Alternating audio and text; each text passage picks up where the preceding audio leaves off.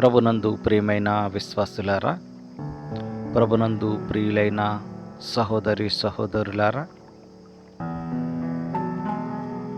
మహాగణుడును మహోన్నతుడైన మహాపరిశుద్ధుడైన మన ప్రభువైన యేసుక్రీస్తుల వారి పేరట మీ అందరికీ శుభాభివందనములు తెలియపరుస్తూ ఉన్నాను. ఈరోజు వాక్య ధ్యానాంశం కొరకు మిమ్ములందరినీ ప్రేమతో ఆహ్వానిస్తూ ఉన్నాను. యేసు కృపా ప్రార్థనా మందిరం తరపున మీ అందరికీ మరొక్కసారి శుభాభివందనములు తెలియపరుస్తూ ఉన్నాను. ప్రియులారా, ఈరోజు ఒక ప్రాముఖ్యమైన విషయం గురించి పరిశుద్ధ లేఖనములో నుంచి వాక్యాన్ని ధ్యానము చేయటానికి ఆశపడదాం. ప్రియులారా, అందు నిమిత్తమై పరిశుద్ధ లేఖనములో నుంచి ఫిలిప్పీలకు రాసినటువంటి పత్రిక 4వ అధ్యాయము 8-9 వచనాలను చదువుకునుదాము.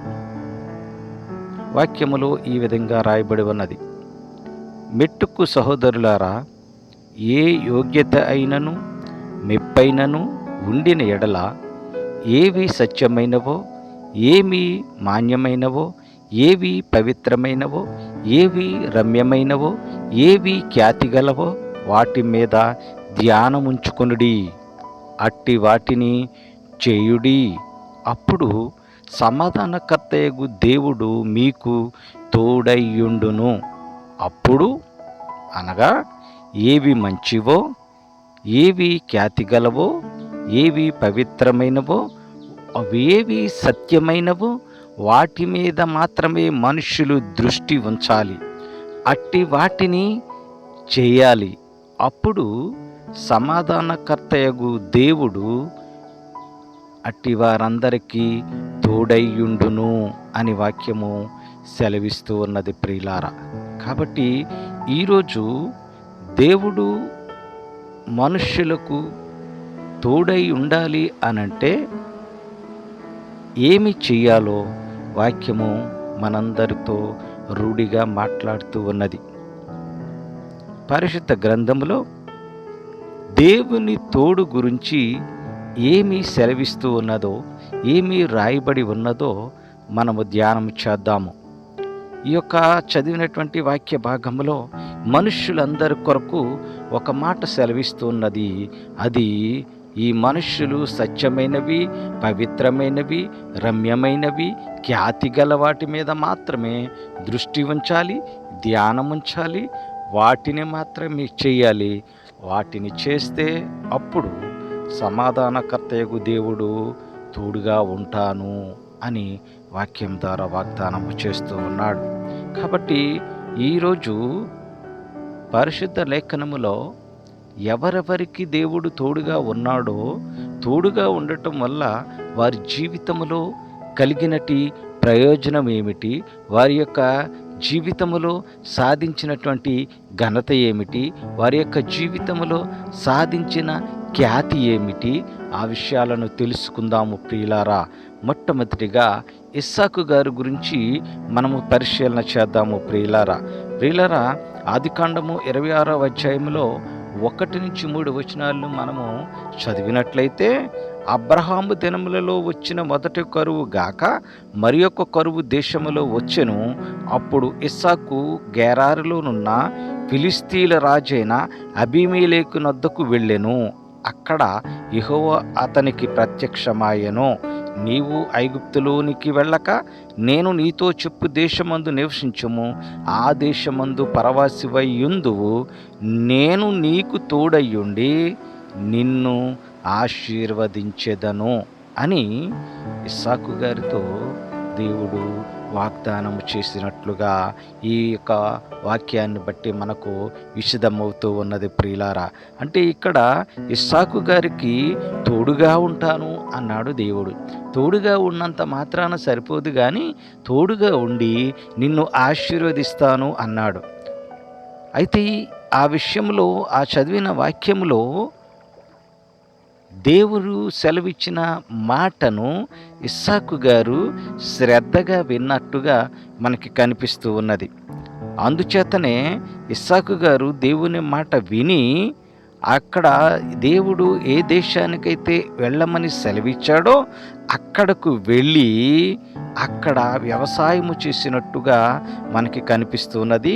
అదే అధ్యాయములో 12వ వచనములో ఇస్సాకు ఆ దేశమందున్నవాడై విత్తనము వేసి ఆ సంవత్సరము 100 ఫలము పొందెను.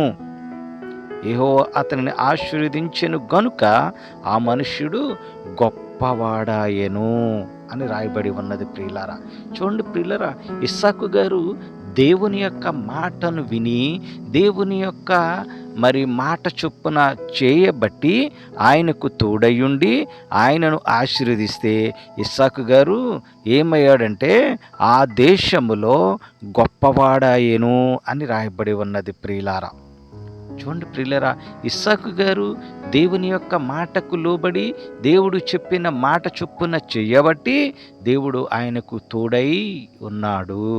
తోడై ఉండి ఆయనను 100 అభివృద్ధి చేయబట్టి ఆయన ఎంతో గొప్పవాడైనట్టుగా మనకి కనిపిస్తూ ఉన్నది. ప్రియులారా, ఇదే విషయాన్ని ఆయనను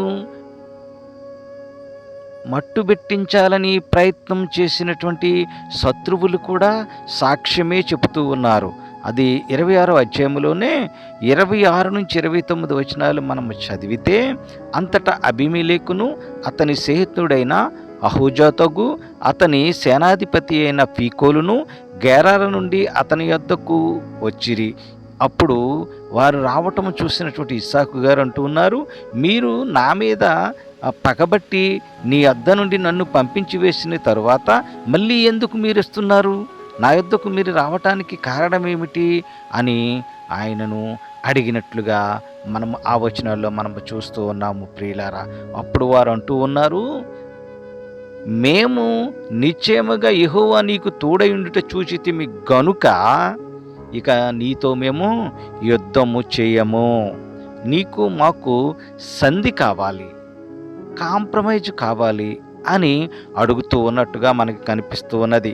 అనగా మాకును నీకును మధ్యన ఒక ప్రమాణం ఉండవలననియు, మేము నిన్ను ముట్టక నీకు మేలే తప్ప మరేమీ చేయమని నీవు కూడా సమాధానముగా ఉంటూ మాకు ఎలాంటి కీడు చెయ్యక మాతో నిబంధన చేసుకో, అంటే ప్రామిస్ చెయ్యి, ఒక కాంప్రమైజ్కి మన ఇరు పార్టీలు వద్దాము అన్నట్టుగా వారు మాట్లాడుతూ ఉన్నారు. దాన్ని బట్టి మనకు అర్థమవుతున్నది ఏమిటంటే, ఈ యొక్క ఇస్సాకు గారిని తొదముట్టించాలని ప్రయత్నం చేసిన శత్రువులు సైతం ఆయనకు దేవుడు తోడై ఉన్నాడని గ్రహించి ఇంకా ఆయనను మేమేమీ చేయలేమని తెలుసుకుని ఆయనతో సంధికి వచ్చినట్లుగా మనకి కనిపిస్తూ ఉన్నది. ప్రియులారా, అయితే దీనిని బట్టి మనకు అర్థమవుతున్నది ఏమిటంటే, ఇస్సాకుకు దేవుడు తోడయ్యుండుట చేత ఆయన 100 ఫలము పొందటమే కాదు గాని, గొప్పవాడవటమే కాదు గాని, దేవుని తోడు ఉండుట చేత శత్రువులు కూడా భయపడినట్లుగా మనకి అగుపడుచున్నది. ప్రియులారా, ఆలోచన చేద్దామా ప్రియమైన విశ్వాసులారా? ఇస్సాకు గారికి దేవుడు తోడుగా ఉండబట్టి ఆయన జీవితంలో గొప్పవాడుగా మిగిలినట్టుగా మనకి కనిపిస్తూ ఉన్నది. ప్రియులారా, మరొక ఆయన్ని కూడా మనము పరిశీలన చేసుకుందాం. ఆయన పేరు యాకోబు గారు. యాకోబు గారు అనగానే మనకి మోసగాడు అని గుర్తొస్తూ ఉంటుంది. కానీ మోసగాడైనటువంటి యాకోబు గారిని కూడా దేవుడు దీవెనలతో నింపాడు. మోసగాడిని మార్చాడు, మోసగాడికి తోడుగా ఉన్నాడు. మరి ఆ విషయము కూడా పరిశుద్ధ లేఖనములో రాయబడి ఉన్నది. ప్రియులారా, చూడండి ప్రియులారా, ఆదికాండం 31వ అధ్యాయములో 1 నుంచి 3 వచనాలు మనము పరిశీలన చేసినట్లయితే, ఈ యొక్క యాకోబు గారి యొక్క బామర్దులు అంటే లాబాను యొక్క కుమారులు యాకోబు గారి గురించి వ్యతిరేకముగా మాట్లాడుట ఆయన వినినట్లుగా మనకి అగుపడుచున్నది. ఆ యొక్క మరి బామర్దులు ఈ యొక్క యాకోబు గారు గురించి వ్యతిరేకతగా మాట్లాడుతూ ఆయన గురించి మరి ఒక దురాలోచన చేస్తూ ఉన్నప్పుడు ఆయన వినినటువంటి మాటలను బట్టి ఆ యొక్క యాకోబు గారు కూడా దేవునిని అడుగుచూ ఉన్నాడు. ఏమనో తెలుసా? యెహోవా, నీవు నీ పితరుల దేశమునకు నీ బంధువుల యొద్దకు తిరిగి వెళ్ళుము, నేను నీకు తోడయుండెదనని యాకోబుతో చెప్పినట్టుగా మనకి కనపడుతూ ఉన్నది ప్రియులారా.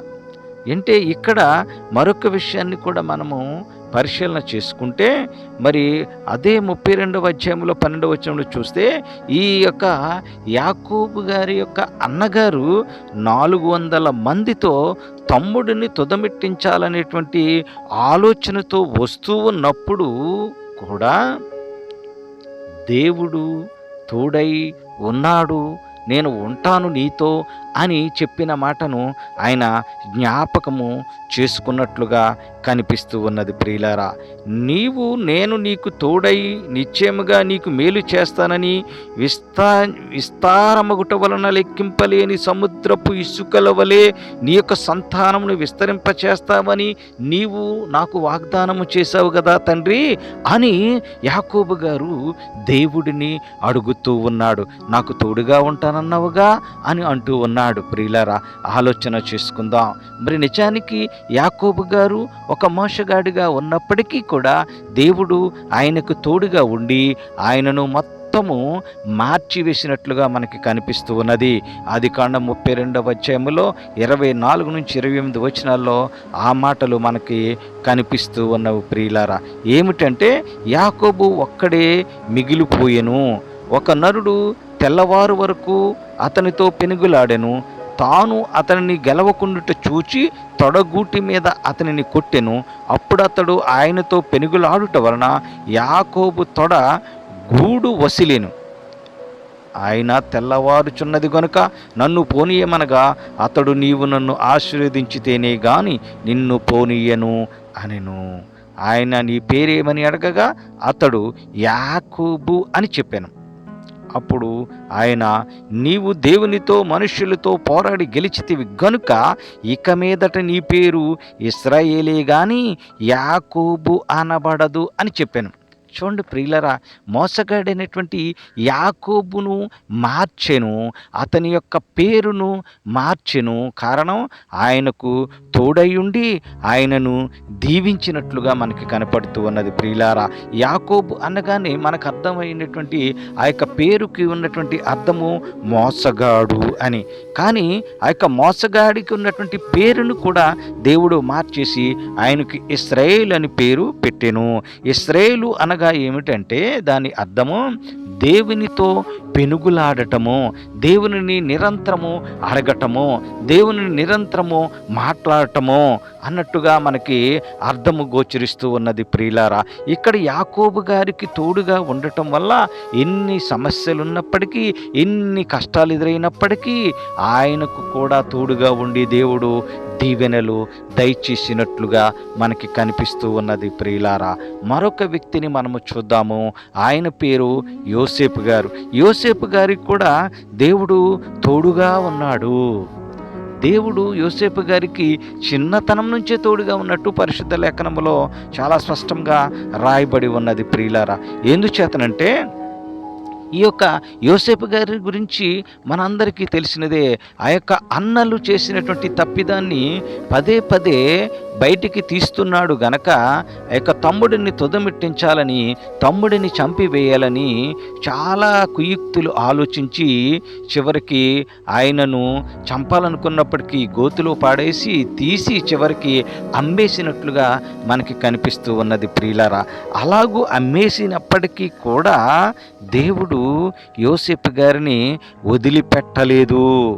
అపోస్తుల కార్యములలో 7వ అధ్యాయములో 9-10 వచనాలను మనము గమనిస్తే, ఆ గోత్రకర్తలు మత్సరపడి యోసేపును ఐగుప్తులోనికి పోవుటకు అమ్మివేసిరి గాని దేవుడు అతనికి తోడయ్యుండి అతని శ్రమలన్నిటిలో నుండి తప్పించి దయను జ్ఞానమును ఐగుప్తు రాజైన ఫరో ఎదుట అతనికి అనుగ్రహించినందున ఫరో ఐగుప్తునకును తన ఇంటి అంతటికిని అతనిని అధిపతిగా నియమించెను. చూడండి ప్రియులరా, పారవేయబడినవాడు, విసిరివేయబడినవాడు, చంపాలని మరి త్రోసివేయబడినవాడు, కష్టాలు పడినవాడు, ఇబ్బందులు పడినవాడు, శ్రమలు అనుభవించినవాడు ఆ యొక్క యోసేపు గారు. అలాంటి యోసేపు గారికి దేవుడు తోడుగా ఉన్నాడండి. తోడుగా ఉండటమే కాదు కానీ ఆ యొక్క యోసేపు గారి విషయంలో ఆయన చిన్నతనం నుంచి తోడుగా ఉంటూ ఆయనను కాపాడుతూ ఉన్నట్లుగా మనకి కనిపిస్తూ ఉన్నది ప్రియులారా. చూడండి ప్రియులారా, ఎప్పుడైతే ఈ యొక్క ఫరో యొక్క ఉద్యోగస్తుడును రాజసమక్షుడైనటువంటి సేనాధిపతి అయిన పోతేఫరు వద్దకు తీసుకొచ్చినప్పుడు అతనిని ఇక్కడ రాజుగా మరి ఆ ప్రాంతానికి అంతటికి అధిపతిగా చేసినప్పుడు ఆయన చాలా సుందరుడు గనక ఈ పోతేఫరు భార్య గారు ఆయన పైన మోజుపడి ఆయనతో మరి తప్పిదమ్ము చేయమని ప్రలోభ పెట్టినప్పటికీ కూడా యోసేపు గారు సున్నితముగా తిరస్కరించినట్లుగా మనకి కనపడుతూ ఉన్నది. ఆ యొక్క తప్పుడు పని నేను చేయలేను, నా దాసుడు ఈ విషయములో నాకేమీ అప్పగించలేదు, కాబట్టి నేను మీతో తప్పు చేయచాలను అని యోసేపు గారు ఎంతో సున్నితముగా ఆ యొక్క పోతేఫరు భార్య గారికి చెప్పినప్పటికీ కూడా ఆమె ఈ యొక్క మరి యోసేపు గారిపై మనసు పడి అతనితో తప్పుడు పనులు చేయాలని ఆలోచన కలిగి చివరికి ఆయన మీదే తప్పిదాన్ని నెట్టినట్టుగా మనము చూస్తూ ఉన్నాము ప్రియులారా. అందును బట్టి యోసేపు గారిని మరి ఆ యొక్క జైలులో బంధించినట్లు కూడా మనకి కనిపిస్తూ ఉన్నది ప్రియులారా. ఆది కాండంలోనే 39వ అధ్యాయంలో 21 నుంచి 23 వచనాలు మనము చూస్తే ఆ యొక్క పరిస్థితి మనకి కనిపిస్తూ ఉన్నది ప్రియులారా. ఏమిటి అనంటే, అయితే యెహోవా యోసేపునకు తోడయుండి అతని యందు కనికరపడి అతని మీద ఆ చెరసాల యొక్క అధిపతికి కటాక్షము కలుగ చేసెను. చెరసాల అధిపతి ఆ చెరసాలలో ఉన్న ఖైదీల నందరినీ యోసేపు చేతికి అప్పగించెను. వారక్కడ ఏమి చేసిరో అదంతయు అతడే చేయించువాడు. యెహోవా అతనికి తోడయ్యుండెను గనుక ఆ చెరసాల అధిపతి అతని చేతికి అప్పగించబడిన దేనిని గూర్చి విచారణ చేయకయుండెను. అతడు చేయనది యావత్తు యెహోవా సఫలమగునట్లు చేసెను. చూడండి ప్రియులరా, ఈ యొక్క యోసేపు గారిని జైల్లో బంధించినప్పటికీ కూడా చేయని తప్పుని ఆయన పైన మోపి చేయని నేరాన్ని ఆయనకు అంటగట్టినప్పటికీ కూడా జైల్లో వేసినప్పటికీ కూడా దేవుడు ఆయనకు తోడై ఉన్నాడు గనక ఎలాంటి విచారణ కూడా ఆయన మీద జరగలేదు. సరిగదా, ఆ జైల్లో ఉన్నటువంటి ప్రతి ఒక్కరి మీద ఈయనకి అధికారం ఇచ్చినట్లుగా మనకి కనిపిస్తున్నది. దీనంతటికీ కారణము యెహోవా యోసేపునకు తోడై ఉండెను గనుక. చాలా స్పష్టంగా వాక్యంలో రాయబడి ఉన్నది ప్రియులారా. యెహోవా యోసేపునకు తోడై ఉన్నాడు గనుక ఇవన్నీ జరిగినట్లుగా మనకి విశదమవుతూ ఉన్నది ప్రియులారా. ఆలోచన చేద్దాం. మరి ఇస్సాకు గారికి, యాకోబు గారికి, యోసేపు గారికి దేవుడు తోడుగా ఉన్నాడు.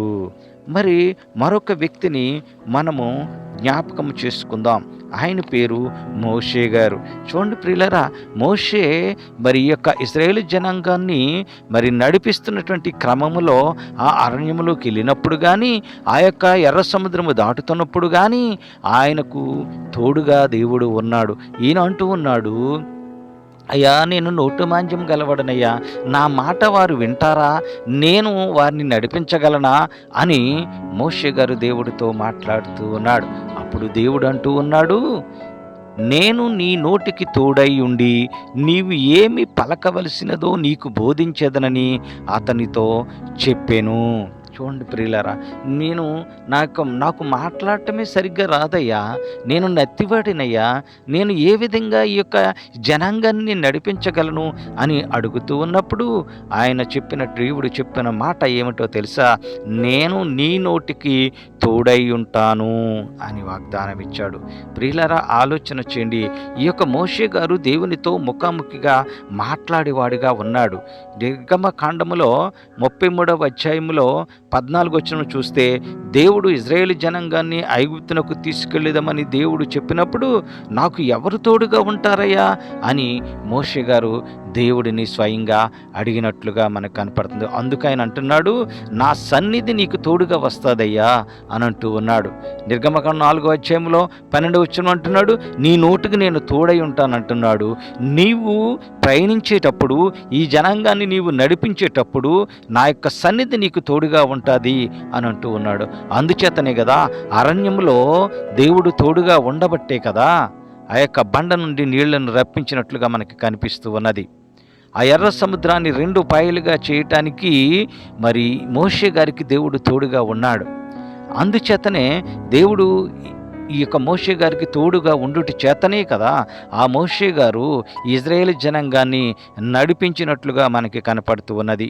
మరి మోషే గారి యొక్క మరణాంతరము మరి యెహోషువ కూడా ఈ యొక్క జనాంగాన్ని నడిపిస్తూ ఉన్నప్పుడు ఆయనకు కూడా తోడుగా ఉన్నట్టుగా మనకి కనిపిస్తూ ఉన్నది. ప్రియులారా, యెషయా గ్రంథంలో 1వ అధ్యాయంలో 5వ వచనం చూస్తే, నీవు బ్రతుకు దినములన్నిటను ఏ మనుష్యుడు నీ ఎదుట నిలవలేకయుండును, నేను మోషేకు తోడయుండినట్లు నీకును తోడయుండెదను అని దేవుడు యెహోషువ గారికి వాగ్దానం చేశాడు. యెహోషువ గారితో చెప్పినట్లుగా మనకి కనిపిస్తూ ఉన్నది. ప్రియులారా, అందుచేతనే ఈ యొక్క యెహోషువ కూడా మరి ఎంతో కీర్తిని గడించినట్లుగా మనకి కనిపిస్తూ ఉన్నది. ఆ యొక్క యెహోషువ గ్రంథంలో 6వ అధ్యాయంలో 27వ వచనాన్ని మనం చూసినట్లయితే, యెహోషువకు యెహోవా తోడయుండెను గనుక అతని కీర్తి దేశమంతటా కూడా వ్యాప్తి చెందెను అని రాయబడి ఉన్నది. ప్రియులారా, ఈ యొక్క యెహోషువ గారి యొక్క కీర్తి దేవుడు తోడుగా ఉండుట చేత అది దినదిన ప్రవర్ధమానంగా వృద్ధి చెంది దేశమంతా కూడా వ్యాప్తి చెందెను అని రాయబడి ఉన్నది. ప్రియులారా, దేశంలో ఉన్నటువంటి ఒక రాష్ట్రమో కాదు కానీ, ఒక జిల్లాయో కాదు కానీ, ఒక మండలమో కాదు కానీ, ఒక పంచాయతీయో కాదు కానీ, యెహోషువ యొక్క కీర్తి దేశమంతా వ్యాపించిందంట. ఎందును బట్టి? దేవుడు ఆయనకు తోడై ఉన్నాడు గనుక. మరొక వ్యక్తిని కూడా మనము పరిశీలన చేసుకుందాము. ప్రియులారా, సమూయేలు గారు రాసిన మొదటి గ్రంథంలో 3వ అధ్యాయంలో 12వ వచనాన్ని మనము చూస్తే, సమూయేలు పెద్దవాడు కాక యెహోవా అతనికి తోడై ఉన్నందున అతని మాటలలో ఏదియూ తప్పిపోలేదు. అందుచేతనే ఆయన మరి మంచి ప్రవక్తగా స్థిరపడినట్లుగా మనకి కనపడుతూ ఉన్నది. కాబట్టి 3వ అధ్యాయంలోని 20వ వచనం చూస్తే, కాబట్టి సమూయేలు యెహోవా తోడై ఉన్నాడు గనుక ఆయన ప్రవక్తగా స్థిరపడినట్లుగా మనకి కనిపిస్తూ ఉన్నది. ప్రియులారా, అంటే సమూయేలు గారికి కూడా దేవుడు తోడుగా ఉండుట చేత ఆయన మంచి ప్రవక్తగా మరి స్థిరపడినట్లుగా మనకి అగ్గుపడుచున్నది. దావీదు గారికి కూడా దేవుడు తోడుగా ఉన్నాడండి. చూడండి ప్రియులారా, దావీదు గారు ఆయన గొర్రెలు కాచుకునేటువంటి వాడు. ఆయనకు దేవుడు తోడుగా ఉండబట్టే కదా బాలుడిగా ఉన్నప్పుడే కూడా ఆజానుబాహుడైనటువంటి గొలియాతుని ఒక్క ఒడిసెల రాయితో చంపినట్లుగా మనకి కనిపిస్తూ ఉన్నది. కేవలము దేవుడు తోడుగా ఉండుట చేత. సమూయేలు గారు రాసిన 2వ గ్రంథంలో 5వ అధ్యాయంలో 10వ వచనాన్ని మనము చూస్తే, దావీదు అంతకంతకు వర్ధిల్లెను, సైన్యములకు అధిపతియగు యెహోవా అతనికి తోడుగా ఉండెను. ఆయన తోడుగా ఉండుట చేత దావీదు గారు వర్ధిల్లాడండి. 2వ సమూయేలు గ్రంథంలోనే 7వ అధ్యాయంలో 9వ వచనాన్ని మనం పరిశీలన చేసినట్లయితే, నీవు పోవు చోటునెల్లా నీకు తోడుగా ఉండి నీ శత్రువులందరినీ నీ ఎదుట నిలవకుండా నిర్మూలనము చేసి లోకములోని గనులైన వారికి కలుగు పేరు నీకు కలుగజేసి ఉన్నాను అని దావీదు గారితో దేవుడు మాట్లాడుతూ ఉన్నాడు. ప్రియులారా, ఈ దావీదు గారికి కూడా మరి వెళ్ళిన చోటల్లా దేవుడు తోడుగా ఉండుట చేత ఆయన ఘనతను నిన్నట్లు మనకు కనపడుతున్నది. ఆయన అంతకంతకు వర్ధిల్లినట్లు మనకి కనిపిస్తూ ఉన్నది. ప్రియులారా, మరొక వ్యక్తిని కూడా పరిశుద్ధ లేఖనములో మనము తెలుసుకోవటానికి ప్రయత్నం చేద్దాం ప్రియులారా. ఆయన పేరు హిజ్కియా. హిజ్కియా గారు అనగానే మనకి గుర్తొచ్చేది, ఆయనకు మరణకరమైన రోగము వచ్చినది. ఆయన కన్నీటి ప్రార్థన చేశారు. అందును బట్టి ఆయన యొక్క రోగము నయమవటమే కాకుండా ఆయన యొక్క ఆయుష్ మరి పెరిగినట్లుగా మనకి అగుపడుచు ఉన్నది. కానీ ఈ యొక్క హిజ్కియా గారికి కూడా దేవుడు తోడుగా ఉన్నాడు అని వాక్యము చాలా రూఢిగా మనకి తెలియపరుస్తూ ఉన్నది. రాజులు 2వ గ్రంథములో 18 అధ్యాయములు 7వ వచనంలో మనము చూస్తే, కావున యెహోవా అతనికి తోడుగా ఉండెను గనుక తాను వెళ్ళిన చోటల్లా కూడా హిజ్కియా జయము పొందుచూ వచ్చెను అని రాయబడి ఉన్నది ప్రియులారా. అంటే ఇక్కడ హిజ్కియా గారికి కూడా దేవుడు తోడుగా ఉండుట చేత ఆయన ఎక్కడికి వెళ్ళినప్పటికీ కూడా ఆయనకి జయమే కలుగుతూ ఉన్నది ప్రియులారా. ఆలోచన చేసుకుందాం ప్రియులారా. ఈ యొక్క పరిశుద్ధ గ్రంథంలో ఉన్నటువంటి ఈ యొక్క ప్రముఖుల గురించి మనము పరిశీలన చేస్తే, దేవుడు వీరందరికీ తోడుగా ఉన్నాడు. దేవుడు వీరందరికీ తోడుగా ఉండి వారికి అన్ని వేళలా సహాయ సహకారాలు అందిస్తున్నట్లుగా మనకి కనిపిస్తూ ఉన్నది ప్రియులారా. ప్రియ విశ్వాసులారా, ప్రియ సహోదరి సహోదరులారా, మరి దేవుడు నీకు తోడుగా ఉన్నాడా? మన దేవుడు మనందరికీ తోడుగా ఉంటానని వాగ్దానం ఇచ్చాడు కదా. మరి దేవుడు మీకు తోడుగా ఉన్నాడా? నీ కుటుంబానికి తోడుగా ఉన్నాడా? నీ జీవితానికి తోడుగా ఉన్నాడా? నీ బ్రతుకులో తోడుగా ఉన్నాడా? ఆలోచన చేసుకుందాం. ప్రియ సహోదరి సహోదరులారా, ఇస్సాకుకు వచ్చిన ఆశీర్వాదము, యాకోబుకు దక్కిన దీవెన, యోసేపునకు వచ్చిన కనికరము కటాక్షము, మోషేకు అందిన క్షేమము, యెహోషువ పొందిన కీర్తి, సమూయేలుకు పొందినటువంటి స్థిరత్వము, దావీదుకు దక్కినటువంటి ఘనత, హిజ్కియా పొందిన విజయం నీ జీవితంలో దక్కాయా? నీ బ్రతుకులో చూసావా వీటిని? ఆలోచన చేసుకో. ఆలోచన చేయండి ప్రియ సహోదరి సహోదరులారా. మీ జీవితంలో విజయం లేదా? మీ జీవితంలో కీర్తి లేదా? అన్నీ అవమానాలేనా? మీ జీవితంలో దేవుడు తోడుగా లేకపోవట చేత ఇవన్నీ జరుగుతున్నాయా? నీ జీవితంలో ఆశీర్వాదం పొందలేకపోయావా? నీ జీవితంలో అభివృద్ధిని చూడలేకపోతున్నావా? నీ జీవితంలో దీవెన అనేది కనిపించడం లేదా? కారణం ఏమైనదో ఆలోచించు. కారణం ఏమైనదో పరిశీలన చేసుకో. ప్రియ సహోదరి సహోదరుడా, ఇవి నీ జీవితంలో లేవంటే దేవుడు నీకు తోడుగా లేడేమో. దేవుడు నీకు తోడుగా లేకపోవుట చేత నీ జీవితము అంధకార బంధురంగా మారిందేమో. నీ జీవితము అప్పుల మయంలో కురుకుపోయినదేమో. నీ జీవితంలో విజయము సాధించలేకపోతున్నావేమో. నీ జీవితంలో ఎంత అపకీర్తి కలుగుతున్నదేమో. కారణం ఏమిటో తెలుసా? దేవుడు నీకు తోడుగా లేడేమో. దేవుడు నీకు తోడుగా లేకపోవటానికి కారణం ఏమిటో విశ్లేషించుకునే వారిగా ఉండాలి. దేవుడు మరి ఆ యొక్క ఇస్సాకు గారికి తోడుగా ఉన్నాడు కదా, యాకోబు గారికి తోడుగా ఉన్నాడు కదా, యోసేపు గారికి తోడుగా ఉన్నాడు కదా, మోషే గారికి తోడుగా ఉన్నాడు కదా, యెహోషువ గారికి తోడుగా ఉన్నాడు కదా, సమూయేలు గారికి తోడుగా ఉన్నాడు కదా, దావీదు గారికి తోడుగా ఉన్నాడు కదా, హిజ్కియా గారికి తోడుగా ఉన్నాడు కదా. మరి నీకెందుకు తోడుగా లేడు? దేవుని వాక్యము సెలవిస్తూ ఉన్నది, భయపడకుము, నేను నీకు తోడై యుందును అని వాక్యము సెలవిస్తూ ఉన్నది. మరి ఎందుకు నీ జీవితంలో దేవుని తోడు లేదు ప్రియులరా? ఆలోచన చేయండి. మీ జీవితంలో దేవుని తోడు ఎందుకు ఉండటం లేదు? దేవుడు మీకెందుకు తోడుగా రావటం లేదు? ఆలోచన చేసుకుందాం. ప్రియ సంగమా, ప్రియ విశ్వాసులారా, ప్రియ సహోదరి సహోదరులారా, వాక్యము మాట్లాడుతూ ఉన్నది. నీ జీవితంలో దేవుడు తోడుగా లేకపోవటానికి కారణం నీవు యథార్థముగా జీవించటం లేదేమో. దేవునికి ఇష్టమైన వారిగా బ్రతకటం లేదేమో.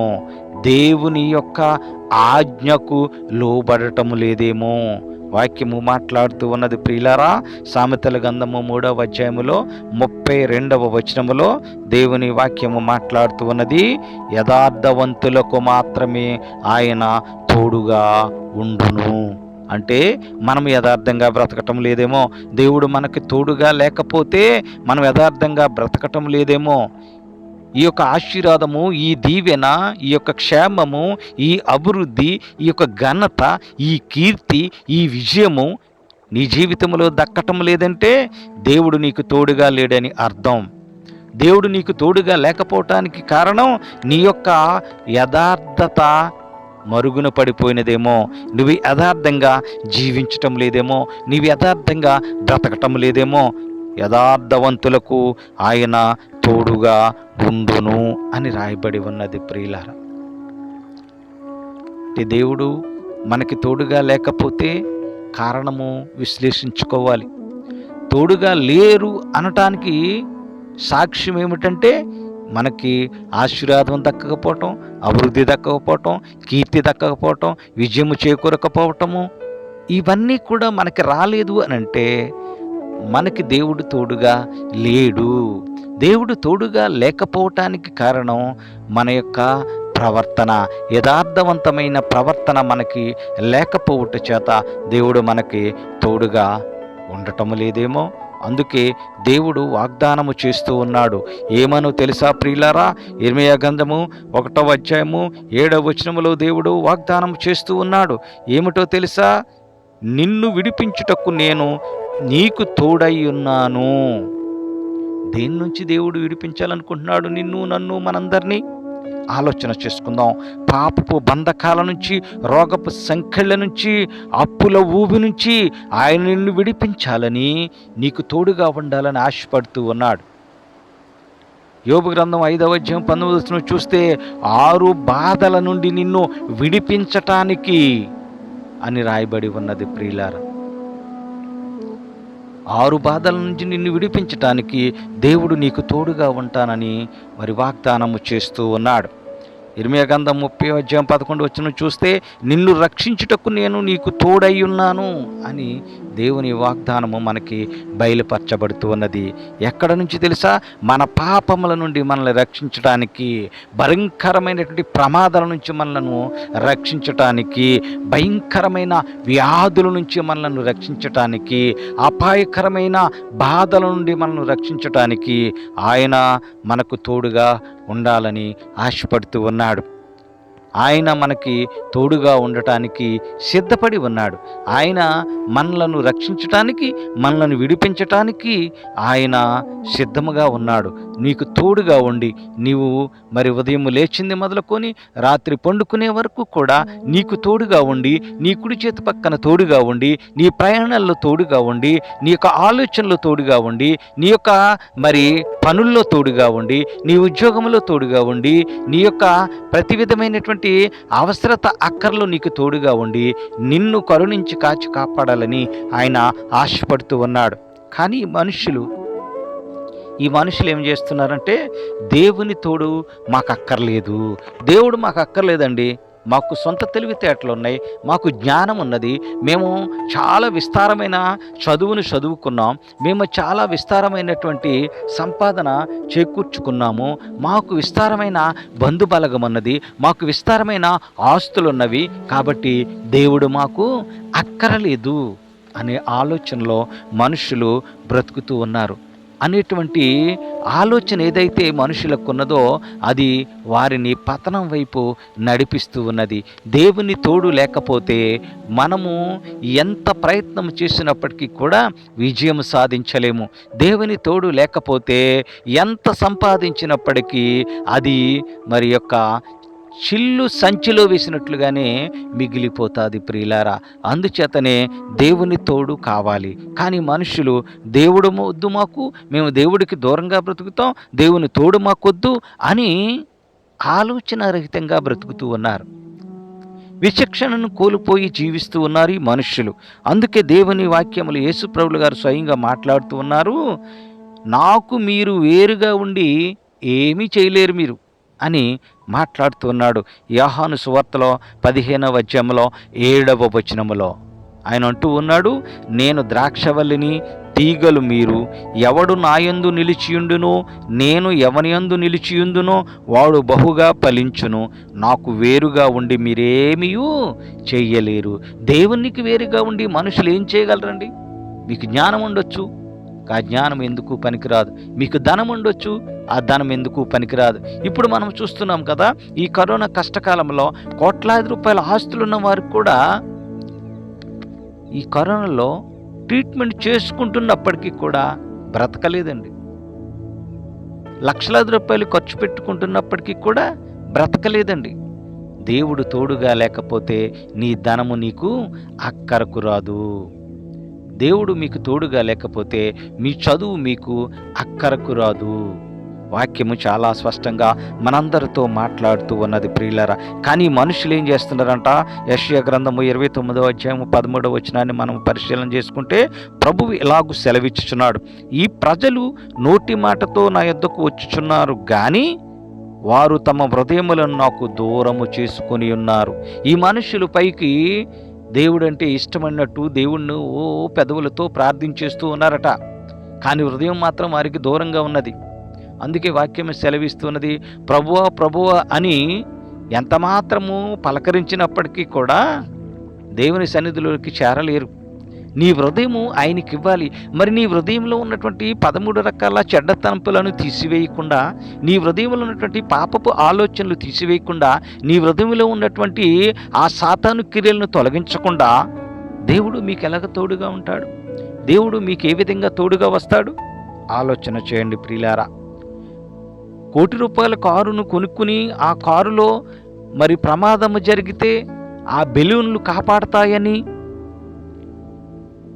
అంతటి వ్యయం పెట్టి కారులు కొంటూ ఉన్నారు.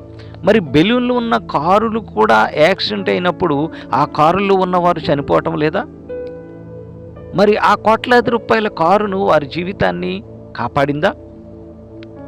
దేవుడు తోడుగా ఉండాలి. అక్కడ కోట్లాది వ్యయం గల కారు కాదు కానీ, ₹1,00,000 కారు కాదు కానీ, ఎందులో పయనించినప్పటికీ దేవుడు తోడుగా ఉండాలి. అప్పుడే ప్రమాదాల నుంచి మనము బ్రతికి బట్ట కట్టగలం, బ్రతికి బయటపడగలం. అది దేవుని తోడు ఉండాలి. దేవుని తోడు లేకపోతే ఈ మనుష్యుల బ్రతుకు శూన్యం అని వాక్యము మనందరితో మాట్లాడుతున్నది. ఈ ప్రజలు నోటి మాటతో నా యొద్దకు వచ్చుచున్నారు. చాలామందిని మనం పరిశీలన చేస్తూ ఉంటాం. వారు చాలా గంభీరంగా ప్రార్థన చేస్తారు. ఏమని ప్రార్థన చేస్తారో తెలుసా? కన్నీటితో అందరికి వినిపించేలాగా ప్రార్థన చేస్తూ ఉంటారు. కానీ వారి ఆలోచన, వారి ప్రవర్తన, వారి హృదయంలో ఉన్న చెడ్డ తలంపులు మాత్రం తీసివేయలేరు. దేవుడికి ఆ హృదయాన్ని మనుషులు సమర్పించుకోవాలి. అంటే ఆ హృదయం సమర్పించాలంటే ఆ హృదయంలో ఉన్నటువంటి చెడ్డ తలంపులు తీసివేయగలగాలి, ఆ చెడ్డ తలంపులను వదిలివేయగలగాలి. అప్పుడు మాత్రమే దేవుడు మనకి తోడుగా ఉంటాను అని మాట్లాడుతూ ఉన్నాడు. అందుచేత ప్రియులారా, ఆలోచన చేయండి. ఈరోజు మనమందరము కూడా పరిశీలన చేద్దాం. ఈ యొక్క వాక్యము దేవుడు మనందరికీ తోడుగా ఉండాలి అని అంటే మనము దేవునికి ఇష్టమైన వారిగా ఉండాలి, దేవునికి హృదయాన్ని అర్పించే వారిగా ఉండాలి, దేవునికి భయపడేవారిగా ఉండాలి, దేవుని మాటకు లోబడేవారిగా ఉండాలి, దేవుని యొక్క ఆజ్ఞను గైకొనేవారిగా ఉండాలి. అప్పుడు మాత్రమే దేవుడు మనకి తోడుగా ఉంటాడు. చూడండి ప్రియులరా, ఇస్సాకు గారు దేవుని మాట వినబట్టే కదా ఆయన ఆశీర్వదించబడ్డాడు. యాకోబు గారు దేవుని యొక్క మరి ఆయనను గోజాడి అడిగాడు కదా, అందుచేతనే బట్టి ఆయనకు దేవుడు తోడై ఉన్నాడు కదా. ఆలోచన చేద్దాం ప్రియమైనటువంటి విశ్వాసులారా, ప్రియమైన సహోదరి సహోదరులారా. నీ జీవితంలో దేవుడు తోడుగా ఉండాలా? దేవుడు నీకు తోడై ఉండాలని నీవు ఆశపడుతూ ఉన్నావా? దేవుని యొక్క తోడును నీవు కాంక్షిస్తూ ఉన్నావా? దేవుని యొక్క తోడు నీకు అవసరమని భావిస్తూ ఉన్నావా? అయితే దేవుడు నీకు తోడుగా ఉండాలంటే నీవు ఆయనను అడగాలి. దేవా, నీవు నాతో తోడుగా ఉండు తండ్రి, నా కుడి చేతి పక్కన నీవు ఉండు తండ్రి అని అడగాలి. మత్తయి సువార్త 7వ అధ్యాయంలో 7వ వచనంలో ఒక మాట రాయబడి ఉన్నది. ఏమిటో తెలుసా? అడుగుడి మీకు ఇయ్యబడును, వెదకుడి మీకు దొరుకును, అడుగు ప్రతివాడు పొందును అని రాయబడి ఉన్నది. మరి నీవు అడుగుతున్నావా దేవుడిని? దేవా, నీవు నాకు తోడుగా ఉండు తండ్రి అని అడుగుతున్నావా? ఒకవేళ అడిగేవారు కూడా ఉన్నారు, అయినా దేవుడు మీకు తోడుగా ఉండటం లేదంటే మీ ప్రవర్తన యథార్థంగా లేదేమో, మీ హృదయము దేవునికి ఇష్టముగా లేదేమో, నీ హృదయంలో ఉన్న చెడు తలంపులని వదిలేని వారిగా ఉన్నారేమో, అందుచేత దేవుడు మీకు తోడుగా ఉండటం లేదేమో. గమనించుకో ప్రియ సహోదరి సహోదరుడా, దేవుడు మీకు తోడుగా ఉండాలి అనంటే దేవునికి ఇష్టమైన వారిగా బ్రతకాలి. అప్పుడు మాత్రమే మీరు ఇస్సాకు గారికి పొందిన ఆశీర్వాదం పొందుతారు, యాకోబు గారికి దక్కిన దీవెనను మీరు పొందుకుంటారు, యోసేపు గారికి కలిగినటువంటి కనికరము కటాక్షము మీకు దక్కుతుంది, మోషే గారికి దక్కినటువంటి క్షేమము మీకు దొరుకుతుంది, యెహోషువ గారికి పొందిన కీర్తి మీరు గడిస్తారు, సమూయేలు గారు పొందినటువంటి స్థిరత్వాన్ని, దావీదు గారికి దక్కిన ఘనతను, హిజ్కియా గారు పొందినటువంటి విజయాన్ని మీ జీవితంలో మీరు చూస్తారు. వాటిని మీరు కళ్ళారా చూస్తారు. ఎప్పుడు తెలుసా? దేవునికి ఇష్టమైన వారిగా బ్రతికినప్పుడు, దేవునికి ఇష్టమైన వారిగా జీవించినప్పుడు, యథార్థమైన ప్రవర్తన కలిగి బ్రతికినప్పుడు, హృదయములో నుంచి చెడ్డ తలంపులు తీసివేసినప్పుడు దేవుడు మీకు తోడుగా ఉంటాడు. దేవుడు తోడుగా ఉండాలని మీరు కూడా అడిగేవారిగా ఉండాలి. దేవునిను బ్రతిమలాడేవారిగా ఉండాలి. నాకు తోడుగా ఉండు తండ్రి అని బ్రతిమలాడేవారిగా ఉండాలి. ఎంతటి కీకారణ్యములో కూడా మోషే గారికి దేవుడు తోడుగా ఉన్నాడు కదండి. ఆ ప్రజలు ఎంత సణుగుకుంటున్నప్పటికీ, ఎంత గొణుక్కుంటున్నప్పటికీ కూడా మోషే గారికి దేవుడు తోడుగా లేడా? మరి నీకు నాకు తోడుగా ఉంటానని దేవుడు వాగ్దానం చేస్తూ ఉన్నాడు. ప్రియులారా, ఆలోచన చేయండి. దేవుడు మనకి తోడుగా ఉండాలంటే దేవునికి అనుకూలంగా మనం బ్రతకాలి. దేవుని యొక్క ఆజ్ఞ చొప్పున బ్రతకాలి. ఈ యొక్క చెడుతనాన్ని విడిచిపెట్టాలి. దుష్టత్వాన్ని మరిచిపోవాలి. ప్రేమను పెంపొందించుకోవాలి. పొరుగువారిని ప్రేమించటము నేర్చుకోవాలి అని వాక్యము సెలవిస్తుంది. అట్టి రీతిగా ప్రియులారా, మనమందరము కూడా దేవుని యొక్క తోడును కోరుకునేవారిగా ఉందామా? దేవుని యొక్క తోడు చేతనే మనము ఘనతను, కీర్తిని, విజయాన్ని సంపాదించుకునేవారిగా ఉందామా? అట్టి రీతిగా మనమందరము మన హృదయాలను మార్చుకుని, మన యొక్క ప్రవర్తనను సరిచేసుకుని, కొరింథీయులకు రాసిన 2వ పత్రికలో 16వ అధ్యాయంలో 23వ వచనంలో సెలవిచ్చిన రీతిగా మన ప్రభువైన యేసుక్రీస్తు కృప మీ అందరికీ తోడయుండునుగాక. రోమిలకు రాసినటువంటి పత్రిక 15వ అధ్యాయంలో 33వ వచనంలో రాయబడిన రీతిగా సమాధానకర్తయగు దేవుడు మీ అందరికీ తోడయుండునుగాక.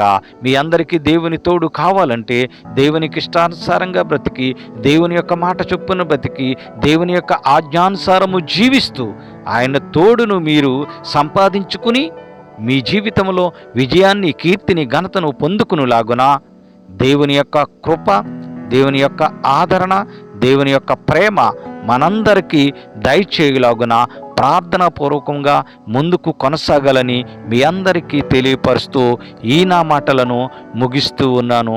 దేవుడు ఈ వాక్యమును మనందరి వినికిడిలో దీవించును గాక. దేవుడు మీ అందరినీ సదాకాలము దీవించి కాపాడును గాక. ఆమేన్, ఆమేన్, ఆమేన్.